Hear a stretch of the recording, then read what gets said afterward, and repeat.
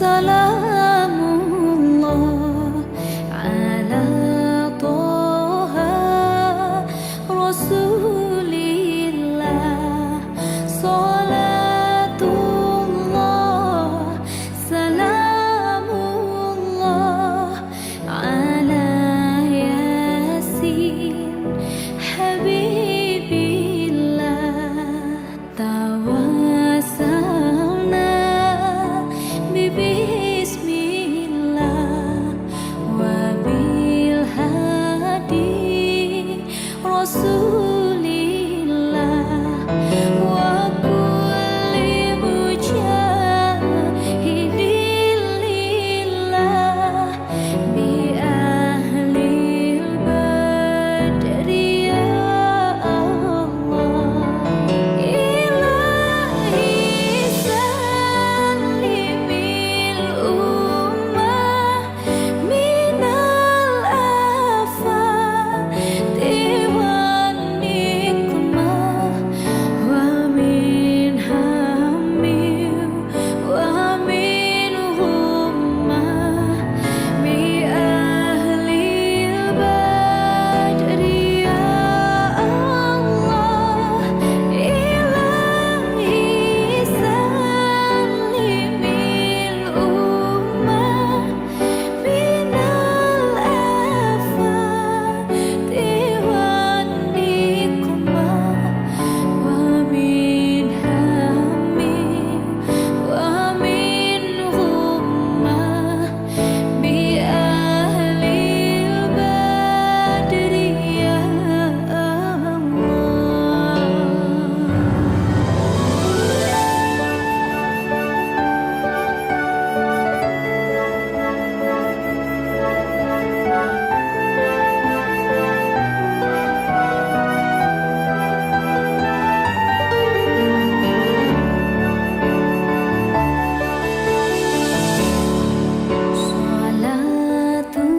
Salatullah salamullah ala toha rasulillah,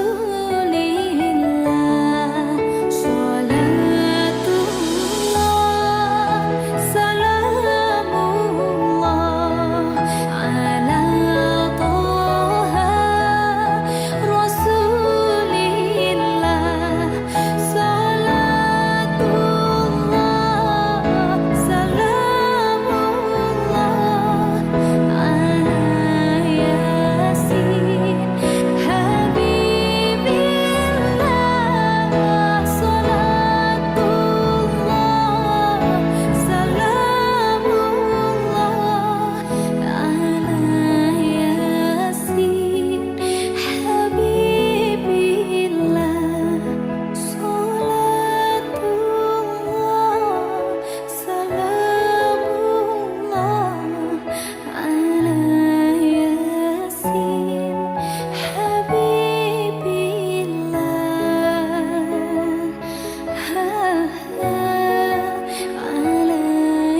yasin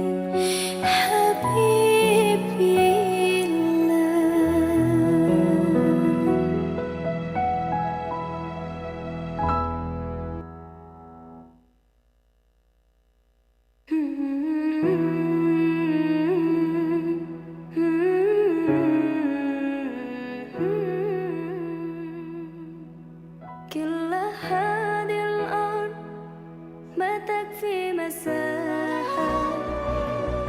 Sesaat lagi kita ikuti Mutiara Pagi Islami, kerjasama LPP RRI Palu dan Kantor Kementerian Agama Kota Palu. Selamat mengikuti.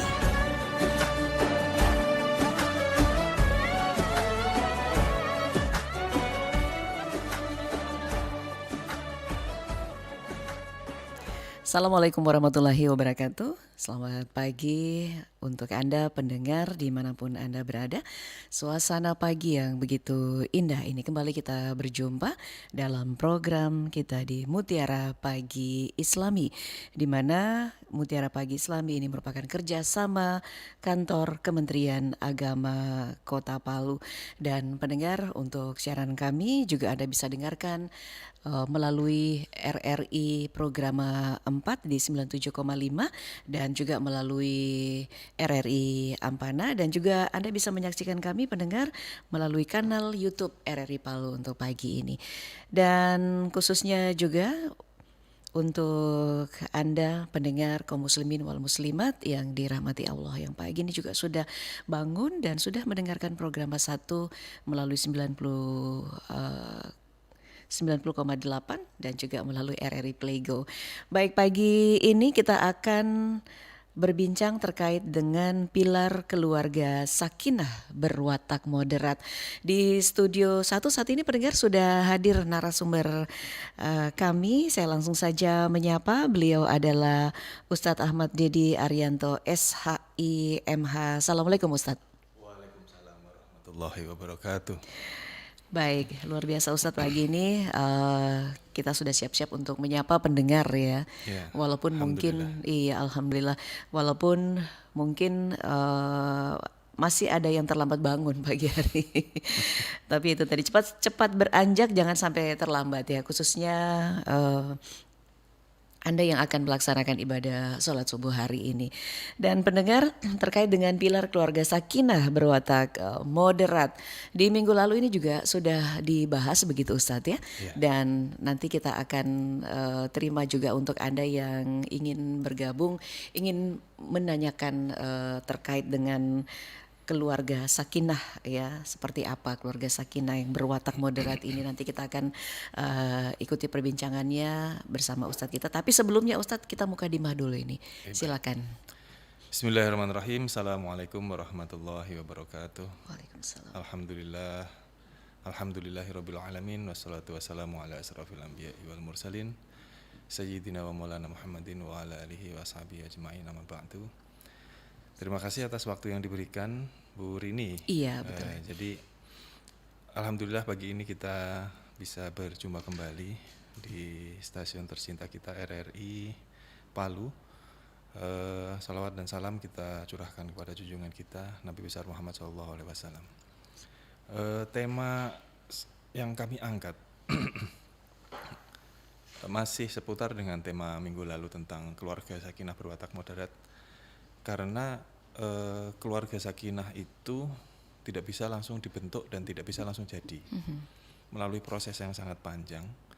Di situ ada fondasi, ada pilar, ada atap, yang semuanya itu memang harus diwujudkan dan bisa terwujud jika kedua belah pihak ini bisa saling menjalankan keduanya. Artinya ada keseimbangan, ada kesalingan, dan ada keadilan di sana. Itu menjadi fondasi yang kemarin minggu lalu pernah kita bahas. Dan tidak bosan-bosannya juga, kami kebetulan kan di KUA. Di KUA. Ya, jadi Palu Utara ya. Palu Utara punya pesan bahwa keluarga sakinah ini memang harus selalu dipupuk, karena kan naik turun gitu. Namanya kita membangun sebuah rumah tangga yang ibaratnya bahteranya luar biasa, ini harus selalu dipupuk karena naik turun. Nah, tingkat keharmonisan rumah tangga juga naik turun. Demikian halnya kita perlu menarik jauh ke belakang bahwa tujuan dari perkawinan itu sendiri. Karena kebahagiaan itu memang tergantung persepsi kita masing-masing dan kita bisa membangunnya. Kebahagiaan itu dibangun atas dasar persepsi kita, bukan karena membandingkan dengan orang lain. Kita mau bahagia dengan orang lain, mau sampai kapanpun nggak akan bahagia. Karena bahagia itu kita ciptakan sendiri dengan cara kita sendiri, dengan gaya kita sendiri. Termasuk dalam hal perkawinan. Karena tujuan utama perkawinan dalam surat Ar-Rum itu dijelaskan bahwa tujuan perkawinan itu bukan hanya sekedar untuk kenikmatan fisik. Karena tujuannya adalah ketenangan jiwa. Jadi wa min ayati an khalaqalakum al-ayah itu, dan sebagian dari tanda-tanda kekuasaan Allah adalah Allah menciptakan dari diri kalian pasangan suami istri, pasangan ya, suami istri. Untuk kalian agar merasa tenang jiwanya terhadap pasangannya. Dan Allah jadikan rasa cinta kasih di antara kalian. Sesungguhnya dalam hal demikian tersebut ada tanda-tanda bagi orang yang berpikir. Nah, makanya tujuan perkawinan itu, saya bahas dari tujuannya Iya, dulu, nanti silakan baru pilar. Ustadz, silakan. Tujuan perkawinan bersifat non fisik, yaitu ketenangan jiwa yang disebut dengan sakinah atau harmonis. Nah, gitu, harmonis. Harmonis ini yang harus kita raih. Ketenangan jiwa suami istri. Jadi bukan sekedar kenikmatan seksual. Pernikahan itu bukan hanya sekedar kenikmatan seksual yang hanya bisa diperoleh jika keduanya membangun relasi atas dasar cinta, bukan kekuasaan. Jadi bukan atas menguasai. Iya. Saya suami menguasai istri, akhirnya berlaku sewenang-wenang dan sebagainya dan sebagainya. Nah, yang memberi manfaat pada pihak yang mencintai. Jadi aku mencintaimu agar kau bahagia juga saya bahagia. Jadi bukan sekedar saya ingin bahagia sendiri, tidak. Tidak hanya sekedar engkau bahagia sendiri dan saya tidak bahagia, tidak. Tapi sama-sama bahagia. Nah, itu akhirnya melahirkan sakinah atau keharmonisan. Jadi suami dan istri hanya akan tenang jiwanya dalam perkawinan sepanjang keduanya sama-sama memiliki, menjaga dan menyuburkan rasa cinta yang memberi manfaat kepada kedua belah pihak. Artinya hidup kita di lingkup paling kecil itu kemanfaatan. Selain manfaat untuk diri sendiri, manfaat yang paling dekat untuk pasangan kita. Jadi hidup kita itu memberi manfaat untuk pasangan kita. Jadi di situ nanti ada namanya maslahah, kebaikan-kebaikan itu. Bukan untuk kemanfaatan untuk diri sendiri. Kalau itu namanya nanti ego masuknya gitu. Akhirnya ada namanya pilar untuk membangun itu semua. Yang pertama adalah zawaj atau berpasangan. Iya. Jadi masing-masing suami istri itu menyadari bahwa perkawinan ini adalah pasangan. Saya sering menyebutnya tim. Jadi suami istri itu harus menjadi tim. Jadi tim ya. Makanya saya sering tanya, kalau misal main bola atau main olahraga, main bulu tangkis, agar tim itu menang bagaimana? Harus kompak. Harus kompak. Iya, memang harus kompak. Cuma caranya bagaimana? Cara untuk kompak bagaimana? Itu harus dibedah. Agar masing-masing suami istri ini tahu caranya agar kompak. Memang semuanya tahu kompak, tapi cara untuk mewujudkan kekompakan ini yang susah. Dan harus sadar bahwa memang segalanya berpasangan.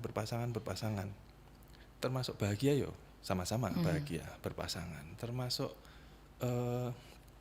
melayani, sama-sama saling melayani, berpasangan. Bahkan menentukan sesuatu, keputusan sesuatu apapun, sebaiknya berpasangan melalui musyawarah. Nanti ada musyawarah. Jadi yang pertama memang yang perlu dibangun bahwa kesadaran berpasangan. Termasuk nanti ketika sudah punya punya momongan.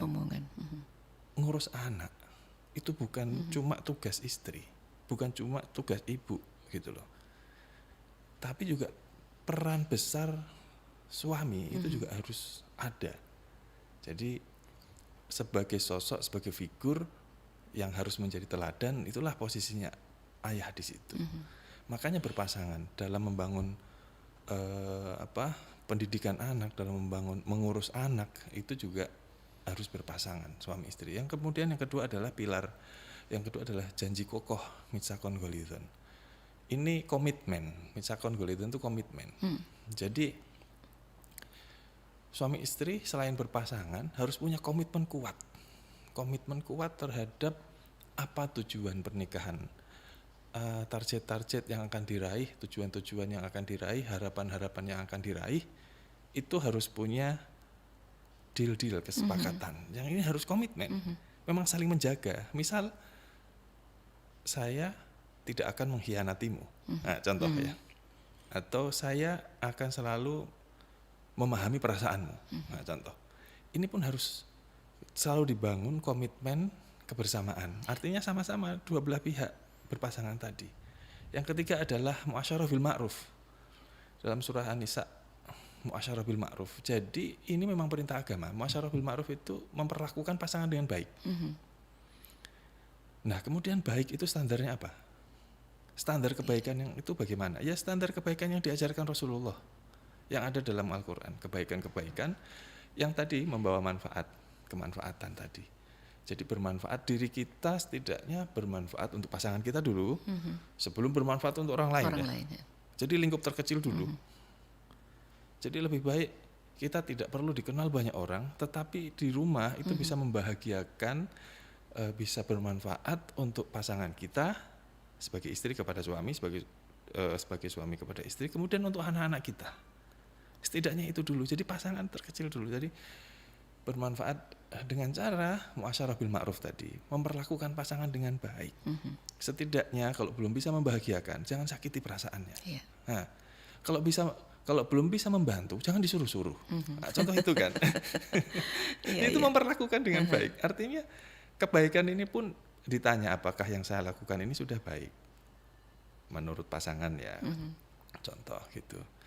Memperlakukan pasangan dengan baik. Jadi standarnya memang ajaran agama, kebaikan-kebaikan itu banyak sekali kalau mau disampaikan semua nanti di lain waktu. Jadi garis besarnya adalah muasyarah bil ma'ruf, itu pilar ketiga. Kemudian pilar keempat adalah musyawarah. Nah, ini yang sering barangkali sering dilupakan. Iya. Hal-hal musyawarah ini. Padahal sepele tapi ini sangat menentukan keharmonisan rumah tangga. Contoh saja begini, masalah anak sekolah, misalnya Iya. anak mau sekolah di mana, atau menentukan target biaya yang akan dikeluarkan untuk sekolah. Terus masalah biaya sekolah ini siapa yang nanggung? Ya, kalau kita pakai prinsip pertama, kedua, ketiga, keempat, semuanya harus sama-sama kompak. Anak mau sekolah kemana? Contoh ya, anak mau sekolah kemana? Jauh-jauh hari sudah didiskusikan, dimusyawarahkan. Termasuk kalau misal calon pengantin yang masih pengantin muda itu, termasuk nanti mau tinggal di mana? Iya. Di rumah mama atau di rumah mamamu, nah gitu Iya. kan. Atau kita langsung ngontrak, atau kita langsung bangun rumah. Ya kalau ada modal bangun rumah. Kalau tidak ada kan sebaiknya kita ikut orang tua dulu, gitu. Sambil ngumpulin modal, nah itu harus dimusyawarahkan terus menerus. Termasuk masalah karir, karena bukan banyak ya, apa bahasanya? Tidak sedikit. Tidak sedikit. Suami itu yang tidak menyetujui istrinya kerja, kan ada. Sudah kamu di rumah saja. Tugas perempuan tuh cuma di rumah. Nah, bahaya toh. Artinya membunuh potensi bahwa perempuan juga memiliki potensi bukan cuma sekedar makhluk fisik, tapi makhluk intelektual juga, termasuk makhluk spiritual juga, yang harus difasilitasi potensi-potensinya, dikembangkan potensi-potensinya. Semuanya harus dimusyawarahkan. Nah, musyawarah ini memang mudah untuk diucapkan, tapi sangat susah untuk dilakukan. Karena kadang suami istri itu susah komunikasi, Mbak. Iya. Memang komunikasi, tapi komunikasi secara mendalam dari hati ke hati itu sangat susah. Misal contoh curhat saja. Curhat-curhatan ini kan bagian dari komunikasi, bagian dari musyawarah. Kadang perempuan itu kalau punya masalah, yang penting dia sudah bisa menyampaikan, sudah lupa masalahnya kadang gitu kan. Yang penting dia sudah bisa nangis, itu sudah tenang hatinya. Energinya terbangun ketika dia sudah selesai nangis. Apalagi dia bisa mencurahkan. Nah, makanya sebisa mungkin pasangan itu jadi teman curhat terbaik. Teman terbaik atau sebaik-baiknya tempat curhat ya pasangan kita. Karena hidup kita ya memang dengan pasangan kita, bahkan bukan cuma sehidup semati loh ya pasangan itu ya, sampai dunia akhirat.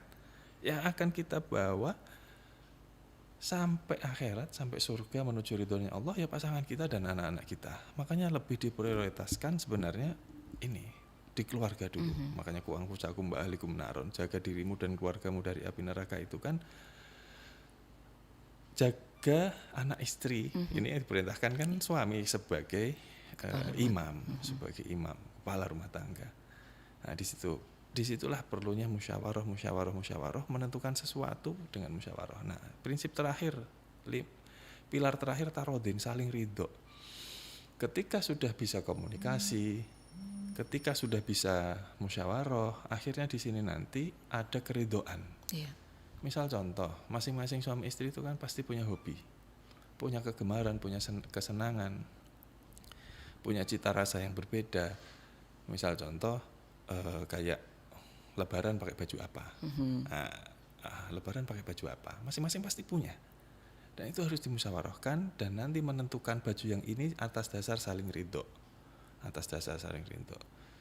Lebaran nanti ganti horden tidak ya?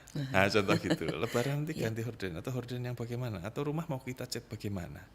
Sebisa mungkin dengan dasar musyawarah, ketika itu ada yang tidak sepakat, ya dicari win-win solution. Akhirnya prinsip terakhir adalah tarodin, saling ridho. Bukan hanya sekedar boleh, tapi ridho. Ridho itu lebih kepada saling mengikhlaskan. Ya sudah, saya ridho, sudah ridho. Termasuk misal contoh hobi, ada suami yang hobi mancing, contoh, apakah saya boleh pergi mancing? Itu kan harus dimusyawarahkan, karena ya boleh. Nah, kalau boleh sudah berarti saling ridho. Tapi kalau janganlah, di rumah masih ada pekerjaan, di sini masih mencuci, di sini masih ini, di sini masih itu. Nah, contoh itu. Jadi mungkin itu sebagai pengantar dulu. Untuk membangun sebuah keluarga memang kita perlu mengetahui tujuan dari pernikahan tadi, kemudian dibangun atas dasar 5 pilar yang tadi. Kira-kira begitu dulu. Baik, iya, Ustadz Ahmad, apakah dalam Islam itu ditentukan juga begitu untuk usia ketika seorang menikah begitu? Laki-laki berapa misalnya, kemudian wanita harus usia berapa? Apakah ini ada ketentuan begitu? Ini untuk menciptakan, karena tidak sedikit juga sih tadi, artinya yang sudah berumah tangga, tapi memang usianya sebenarnya belum cukup untuk berumah tangga. Ini seperti apa, Ustaz? Di usia mungkin lebih kepada sudah balik gitu ya. Artinya organ reproduksinya sudah siap. Iya. Kalau zaman dulu di literatur kajian fikihnya itu memang tidak ada ketentuan umur berapa. Tapi setelah perkembangan zaman dilakukan penelitian dari kasus-kasus yang sudah ada, akhirnya muncullah regulasi-regulasi. Ini bukan berarti regulasi itu mengesampingkan kajian Islam klasik ya, tetapi dalam rangka untuk perlindungan, melindungi laki-laki, suami melindungi istri juga. Di situ bukan karena umur tapi kesiapan menikah. Sebelum kesiapan menikah, kesiapan organ reproduksinya juga. Kesiapan menikah ini kan melingkupi beberapa faktor, termasuk secara fisik, psikologis, ekonomi, nah dan sebagainya. Makanya muncullah regulasi tentang pembatasan usia nikah minimal 19 tahun kalau dalam regulasinya ya. Memang organ reproduksinya bisa jadi sudah siap. Tapi apakah faktor lain, psikologisnya sudah siap, ekonominya sudah siap, apakah sudah siap juga? Nah, makanya minimal 19 tahun itu diharapkan sudah betul-betul matang, organ reproduksinya matang, jiwanya juga matang, psikologisnya juga matang, agar ketika membangun rumah tangga itu ketika terjadi kendala itu sudah dewasa mengatasi. Gitu, sudah dewasa mengatasi. Jangan nanti pas sudah lahir anaknya nangis, mamanya juga ikut nangis karena bingung gitu, papanya juga nangis gitu. Contohnya. Jadi memang kesiapan, lebih kepada kesiapan. Makanya di Kementerian Agama sendiri punya program untuk remaja, untuk usia nikah itu materi-materi tentang potensi. Jadi mengangkat potensi, menggali dan mengembangkan potensi diri agar ketika di usia menikah nanti memang benar-benar siap lahir batin, spiritual, mental, termasuk ekonomi. Kira-kira begitu. Karena banyak kasus yang terjadi memang belum siap secara ekonomi, belum siap ya. Masih ini ternyata sudah terjadi ini itu, akhirnya terpaksa harus dinikahkan. Nah, kalau bisa nikah itu jangan terpaksa, tapi karena diniati sebagai ibadah, karena nikah adalah bagian dari ibadah. Dan itu nikah itu ibadah yang paling panjang pahalanya ya, tidak terputus. Betul. Dari mulai ijab qabul bukan sampai meninggal, tapi setelah meninggal pun akan terus tersambung itu ibadahnya pernikahan itu. Kira-kira begitu. Iya. Ya, kami juga membuka line telepon pendengar di 0451455442 atau di 081145603908. Anda bisa kita bisa berdiskusi langsung di sini bersama Ustadz kita. Beliau adalah Ustadz Ahmad Dedi Arianto SAIMH, Kepala KUA Palu Utara, Ustadz ya. Ya, betul. Oke, baik. Ustadz, oh ya ada penelpon, kita coba dengarkan. Assalamualaikum. Waalaikumsalam warahmatullahi wabarakatuh. Baik. Assalamualaikum Ustaz. Waalaikumsalam Dengan warahmatullahi. Ibu Rosti dulu. Ibu Ros. Ibu Ros. Di dulu. Oke. Kebetulan kemarin Ustaz, Heeh. ada yang curhat sama saya masalah pernikahannya. Iya. Mereka ini menikah Ustaz. Dia bilang saya ini Bu, tidak pernah saya disuruh menyimpan uang. Hanya di kantongnya. Kalau saya belanja berarti cash 50, 100. Kira-kira Ibu bagaimana itu? Saya kasih tahu dia komunikasi yang baik dengan suaminya. Tapi saya takut Ibu. Apa yang harus saya lakukan? Apakah memang begitu aturan pernikahan? Harus laki-laki simpan uang, bukan perempuan. Saya tahu saya perempuan simpan uang, bukan laki-laki. Tapi Iya. juga dia kasih belanja. Tapi Tidak cukup. tidak cukup lah. Hanya cukup beli sayur, beli ikan 50.000. Seperti itu. Jadi bagaimana kira-kira ini Ustaz? Iya. Terima kasih. Assalamualaikum. Baik. Waalaikumsalam warahmatullahi Ibu wabarakatuh. Rosti dulu. Iya, mungkin bisa langsung dijawab Ustadz ya. Oh, langsung? Iya, Ya, langsung. baik. Ya, silakan. Masalah manajemen keuangan Iya. rumah tangga barangkali ini ya. Manajemen keuangan rumah tangga ya, kita kalau dari prinsip 5 pilar tadi kan harus kompak dulu. Suami istri kalau tidak kompak susah, Mbak. Apa-apa harus kompak memang. Jadi di situ kesetaraan, keadilan dan kesalingan, keseimbangannya memang dari kompak dulu. Agar bisa musyawarah. Komunikasi tadi musyawarah tentang pengelolaan keuangan. iya. Bagusnya bagaimana, enaknya bagaimana. Kalau dirasa dengan model yang Ibu Ros ceritakan tadi tidak nyaman, salah satunya tidak nyaman, ya harus mencari titik temu kenyamanannya di mana. Merasa tidak adil begitu. Merasa tidak adil. Nah, adil ini ukurannya apa? Kan adil ukurannya mereka berdua saja. Iya. Bagi kita mungkin itu adil, bagi mereka mungkin tidak. Bagi kita mungkin itu tidak adil, bagi mereka adil. Ukuran adil kan yang merasakan. Nah, solusi untuk masalah ini ya sebenarnya mereka berdua sendiri yang bisa menemukan melalui musyawarah. Baiknya bagaimana? Baiknya bagaimana? Jika misal memang nafkah itu kan kewajiban suami. Nafkah itu dimanapun kewajiban suami, tapi istri dilarang menuntut nafkah di luar kemampuan suami. Begitu. Nah, untuk tahu, agar istri tahu kemampuan suami seberapa, itu kan harus dikomunikasikan. Nafkah saya mampunya sekian.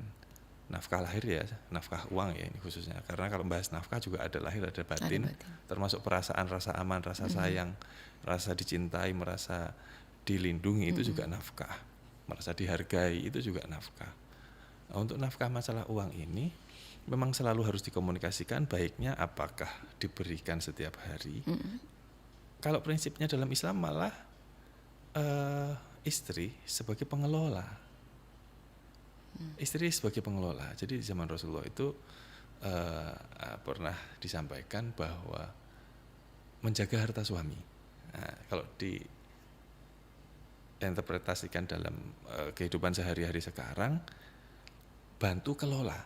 Jadi tugasnya istri bantu kelola apa yang diberikan suami. Suami juga begitu, harus terbuka, jujur menyampaikan semua yang rezeki yang didapatkan. Entah nanti sistemnya bagaimana, kesepakatannya bagaimana, tergantung mereka berdua lah bagaimana. Kalau memang dirasa itu tidak nyaman, ya cari kenyamanannya bagaimana. Nah, bisa jadi hal-hal semacam itu karena muncul karena rasa tidak percaya. Suami ngasih istri dikira cukup 150, ya istri merasa kurang, tapi suami tidak tahu kalau itu kurang. Iya. Kemudian istri masih mengira suami punya uang ya. Saya cuma dikasih 150. Pelit sekali dia. Dia tidak tahu kalau itu satu-satunya uang barangkali ya. Tidak ada yang lain. Tapi dia tidak tahu karena suami juga tidak menyampaikan, istri juga takut bertanya. Nah, ketakutan ini harusnya dibungkus dan dihilangkan, dikomunikasikan. Untuk apa takut mendiskusikan hal yang penting ini gitu loh. Akhirnya nanti kalau tidak begitu timbul curiga. Nanti konflik ujung-ujungnya gitu.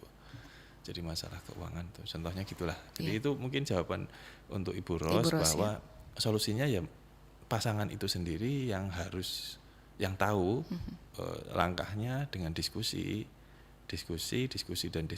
menentukan jalan terbaiknya bagaimana agar keduanya bisa sama-sama nyaman. Baik. Jadi ketika pasangan ini menyampaikan mungkin dengan seseorang begitu bahwa istrinya mengeluh lah gitu ya, istrinya mengeluh. Apakah ini juga merupakan hal yang baik Ustadz menurut Islam atau mungkin curhat begitu dengan orang tua atau seperti apa? Ya mengeluh kan memang dasar manusia ya. Manusia itu memang diciptakan dalam keadaan berkeluh kesah emang gitu. Di Al-Qur'annya ada. Keluh kesah yang paling pas kan sama Allah ya. Mengeluh kalau sama sesama manusia ya dampaknya tidak banyak barangkali. Tapi kalau mengeluhnya sama Allah malah jadi pahala. Jadi selain mengeluh sama Allah, mengeluh sama manusia barangkali mencari solusi, ya boleh-boleh saja. Hanya saja kadang gini, kita curhat itu ada kalanya di tempat yang tepat dan tidak tepat. Kalau di tempat yang tepat nanti akan ada inspirasi baru, ada masukan, ada pelajaran yang diambil. Tapi kalau ngeluhnya dalam tempat yang tidak tepat, malah akan terjadi provokasi. Oh iya suamimu itu bagaimana itu harusnya jangan-jangan dia punya uang, masih punya uang, jangan-jangan uangnya dipakai untuk ini untuk itu. Nah gitu kan. Nah kalau mengeluhnya di tempat yang tepat, coba komunikasikan. Kalau nggak bisa, sini saya bantu, saya mediasi. Solusi kita mediasi bagaimana baiknya, kira-kira gitu. Iya, Ustadz kita sudah kembali disapa oleh pendengar pagi ini. Silakan. Assalamualaikum. Waalaikumsalam warahmatullahi wabarakatuh. Baik, dari mana Pak? Pak Gobel di Dolo. Pak Gobel di mana? Di Dolo ya Pak? Di Dolo. Di Dolo, baik. Silakan Pak Gobel. Suami istri itu gampang-gampang susah. Dan masyarakat itu adalah masyarakat Indonesia, masyarakat yang majemuk. Maka itu sebelum curhat sama orang, diskusi dulu sama suami istri. Kayak kekurangan uang dan kelebihan tidak usah dulu disampaikan sama orang. Minta sama mama, sama papa, apalagi tetangga. Aib dalam rumah, kenapa harus disampaikan sama orang? Kemudian sesungguhnya Allah tidak akan mengubah nasib satu kaum kecuali Anda sendiri yang mengubahnya. Maka itu kalau tidak bisa minta pendapat sama orang, konsultasi dulu dengan suami istri. Jangan sampai rahasia-rahasia ke depan dipancing orang semua keluar curhat-curhat kita. Itulah Bu. Assalamualaikum warahmatullahi wabarakatuh. Waalaikumsalam. Terima kasih masukannya Pak Gobel yang di Dolo. Ya. Pak Gobel di Dolo. Ini sepertinya Pak Gobel ini sudah sangat rumah tangganya sudah benar-benar sudah istilahnya sebagai orang tua begitu ya. Ini pengalamannya sudah sangat luar biasa. Bagaimana? Saya sangat setuju juga. Artinya memang lebih baik jangan dicurhatkan keluar dulu karena tadi prinsipnya kan jadikan pasanganmu sebagai tempat curhat terbaik. Curhat-curhatan sama pasangan ya komunikasi tadi dan diskusi tadi. Kecuali memang di situ mentok tidak ketemu solusi, boleh minta bantuan mediasi orang tua atau kakak. Sifatnya lebih tertutup. Jika itu hal-hal yang sangat privat yang dianggap sebagai aib, dianggap apa gitu. Ya memang begitu. Prinsipnya komunikasi, tapi untuk komunikasi tadi yang memang susah karena tidak semuanya bisa komunikasi dan lancar. Komunikasi dari hati ke hati, walaupun tidak melihat usia loh, Mbak, tidak melihat usia pernikahan, tapi melihat satu kedewasaan, yang kedua menghargai pasangan kita, yang ketiga diri kita ini harus menstandarkan ego. Kadang itu ada salah satu pihak yang apa sih kau? Cuma kau, kau cuma ini apa juga kau, omongannya akhirnya tidak didengar. Nah ego semacam itu nanti berimbas kepada saya ini lebih anu daripada kau, saya ini ya gitu kan. Akhirnya apa, harga diri lagi dinaikkan. Nah ini karena prinsipnya adalah berpasangan tadi, termasuk menghargai pasangan, menghargai pendapat, menghargai apa yang disampaikan, ini kan muasyarah bil ma'ruf tadi, memperlakukan pasangan dengan baik. Makanya prinsip-prinsip tadi, zawaj berpasangan, yang kedua mitsaqon walidun, komitmen, kemudian muasyarah bil ma'ruf, memperlakukan pasangan dengan baik, kemudian musyawarah dan tarodin tadi, itu memang harus benar-benar selalu disadari, harus selalu menjadi pilar dari mewujudkan keluarga sakinah ini. Ini artinya watak moderatnya itu di sini. Tidak ada yang lebih tinggi, tidak ada yang lebih super power. Suami istri itu kan sama di hadapan Allah, tergantung dengan ketakwaannya tadi. Rasulullah saja mencontohkan memperlakukan pasangan dengan baik, ya gitu. Jadi siapa saja yang memperlakukan pasangan, bukan hanya suami ke istri ya, termasuk istri ke suami ya, namanya pasangan. Maka derajatnya akan lebih tinggi. Ya. Karena itu kebaikan tadi, memperlakukan pasangan dengan baik tadi itu. Baik. Ya, gitu. Iya, Ustadz, ini kan banyak juga begitu ya pengalaman-pengalaman di masyarakat kita. Tadi juga Ustadz sudah mengatakan bahwa laki-laki itu adalah imam begitu ya. Kepala keluarga yang tentunya bertanggung jawab terhadap anggota keluarganya. Nah, kemudian bagaimana ketika yang dinamakan imam, kemudian kepala rumah tangga, tapi terkadang tidak punya tanggung jawab begitu, dan hanya istri saja yang bekerja. Nah, ini pandangan Islam sendiri seperti apa, Ustaz? Apakah ini bisa dikatakan bahwa suami ini salah begitu atau seperti apa? Standar salah benar kan dari syariat ya, syariat agama tentang kebaikan tadi kan standar baik dan standar tidak baiknya. Pertama kan syariat agama mengajarkan bagaimana kebaikan itu, kemudian negara kita juga mengatur hal-hal baik seperti apa dan yang tidak baik seperti apa, yang sampai masuk pidana termasuk KDRT kayak gitu kan tidak baik. Nah artinya memang istri itu diperintahkan taat dan patuh sama suami. Cuma suami yang bagaimana dulu, nah ini kan perlu digarisbawahi, jangan ditelan mentah-mentah. Istri memang dianjurkan taat dan patuh sama suami, tapi suami yang bagaimana dulu? Nah suami yang memang menjalankan kebaikan, suami yang bisa menjadi teladan. Satu, loh kalau nggak bisa jadi teladan, bagaimana? Ya harus menjadi teladan. Namanya juga imam, diikuti dan sebagai contoh, menjadi keteladanan. Teladan dalam hal apa? Macam-macam. Yang pertama agama. Selain agama apa? Norma-norma sosial, norma adat, norma-norma dalam keluarga. Ini menjadi teladan kebaikan-kebaikan itu. Nah, termasuk masalah ibadah. Suami sebaiknya mengajak, bukan lebih kepada menyuruh untuk menjadi teladan ya. Namanya juga teladan kan, dakwah itu kan ngajak, bukan nyuruh. Misal kayak sholat, beda sekali. Sholat dulu kau, nak sholat dulu. Itu berbeda dengan yuk sholat. Kalau yuk melibatkan yang ngajak toh sama-sama. Nah inilah keteladanan. Bukan penyuruh, bukan tukang perintah, tapi lebih kepada memberi teladan. Kata-kata, kesabaran, sikap dan sebagainya. Ya karena masing-masing itu cermin. Diri kita juga bercermin kepada diri kita, orang yang di sekitar kita juga kadang bercermin dengan diri kita. Kira-kira begitu. Jadi dalam Islam sendiri memang hal-hal atau nilai-nilai kebaikan itu ya sesuai dengan Al-Quran dan yang Rasulullah contohkan. Bagaimana sifat-sifatnya Rasulullah itu kan luar biasa. Sabarnya Rasulullah, baiknya Rasulullah itu menjadi teladan untuk kita semua. Kira-kira gitu. Iya, kadang-kadang juga ini kan zaman sudah semakin canggih begitu ya, semakin modern.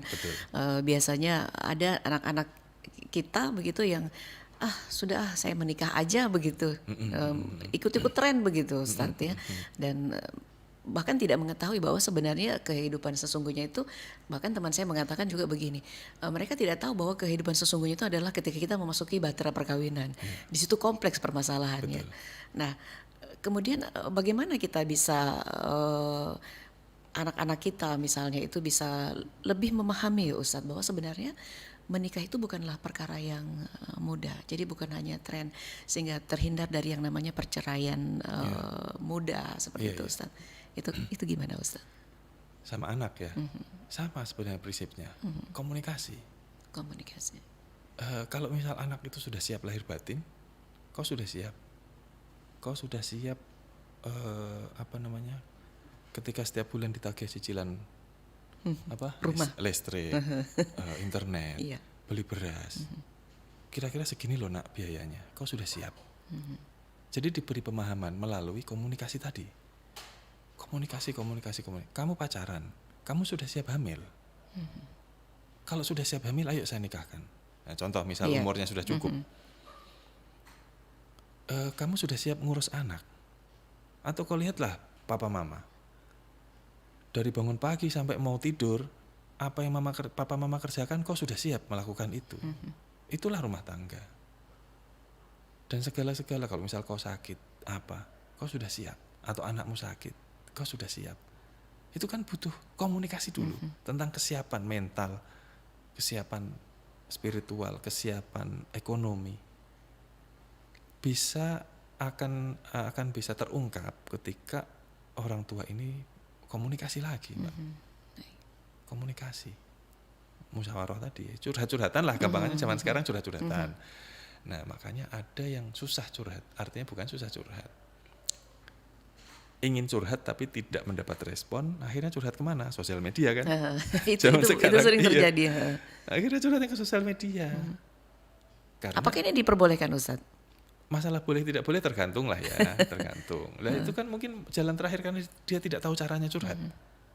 Dia tidak tahu cara curhat, pas pengen curhat tidak ada respon dari orang tua, contoh. Atau tidak ada respon dari pasangannya. Kan harus keluar ini unek-unek. Padahal hanya ingin didengarkan. Aku hanya ingin didengarkan gitu, contoh. Ya kira-kira gitulah. Jadi membangun komunikasi ini emang bagaimana ya? Gampang-gampang susah, betul. Sangat mudah diucapkan tapi susah dipraktekkan. Kadang kita sendiri pun jaim. Atau ada hal-hal yang kita sembunyikan kadang. Makanya susah curhat. Nah, lebih enak mana? Rahasia-rahasiaan atau curhat-curhatan? Kira-kira begitu. Ya ini tidak hanya berlaku untuk pasangan suami istri tapi juga ke anak. Karena tantangan remaja sekarang itu, Mbak. Banyak orang tua yang tidak tahu. Banyak orang tua yang tidak tahu tantangan dan masalah-masalah yang dihadapi anaknya, keinginan-keinginannya yang dihadapi anaknya. Nah, karena keluarga sakinah bukan hanya suami istri tapi termasuk anak-anak di rumah tadi, untuk membangun bagaimana supaya rumah itu seperti surga baiti jannati tadi. Kira-kira begitu. Dan memang setiap orang juga menginginkan bahwa keluarga itu bisa menjadi keluarga yang bahagia, ya, sakinah, mau ada warohmah begitu ya, Ustadz ya. Tidak ada yang menginginkan bahwa keluarganya tidak baik-baik saja, tapi berharap semuanya baik-baik saja.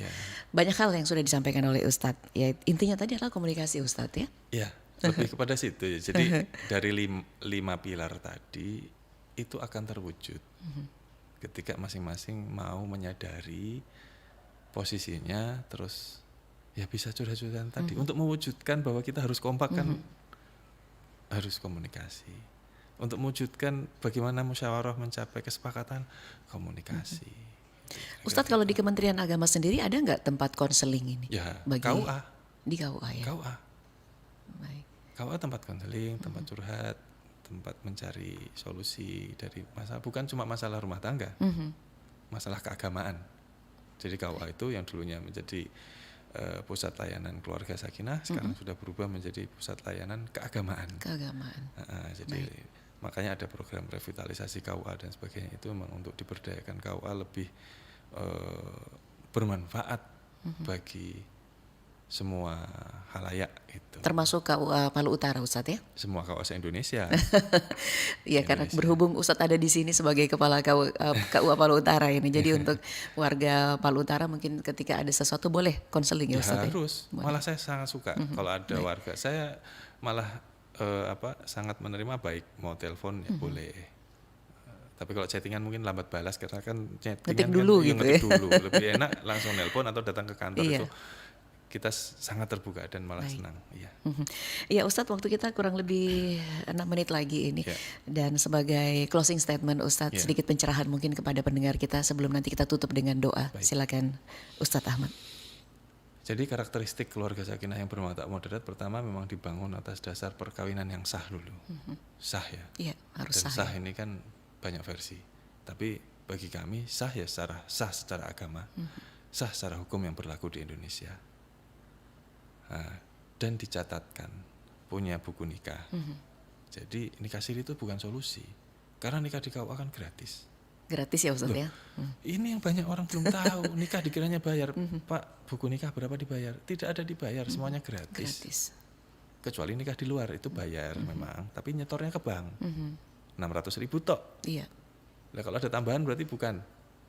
Mungkin itu uang kemana? Nggak tahu ya, nggak tahu. Yang jelas penyetoran ke bank itu 600.000. 600.000. Kalau nikah di rumah, di hotel, di mana. Kalau nikah yang dilaksanakan di kantor itu gratis. Semua layanan KUA itu gratis. Jadi dibangun atas dasar perkawinan yang sah dan dicatatkan. Kemudian dibentuk oleh keimanan yang diwujudkan dalam keseharian. Selanjutnya adalah dilandasi prinsip keadilan, kesalingan, dan keseimbangan. Kemudian dirawat dengan kasih sayang dan membahagiakan seluruh anggota keluarga. Kira-kira begitulah itu closing statement. Baik. Kita tutup dengan doa Ustadz sebelum kita akhiri. Bismillahirrahmanirrahim. Rabbana atina fid dunya hasanah wa fil akhirati hasanah wa qina adzabannar. Amin ya rabbal alamin. Pendengar, demikian perbincangan kami dialog Mutiara Pagi Islami untuk edisi hari ini terkait dengan pilar keluarga sakinah berwatak moderat. Mudah-mudahan ini menjadi pencerahan bagi kita semua, khususnya juga bagi yang baru membangun rumah tangga ini. Mudah-mudahan bisa menjadi keluarga yang sakinah mawaddah warahmah, dan sekali lagi bisa menjadi keluarga sakinah berwatak moderat. Terima kasih Ustadz Ahmad Dedi Arianto SHI MH. Nanti kapan-kapan kita bisa jumpa lagi Ustadz. Baik, saya Marini, pendengar, kita berpisah. Insya Allah bisa jumpa lagi di lain waktu, dan terima kasih juga untuk kantor Kementerian Agama Kota Palu yang terus bekerja sama dengan RRI Palu. Assalamualaikum warahmatullahi wabarakatuh dan sampai jumpa. Telah kita ikuti Mutiara Pagi Islami, kerjasama LPP RRI Palu dan kantor Kementerian Agama Kota Palu. Sampai jumpa.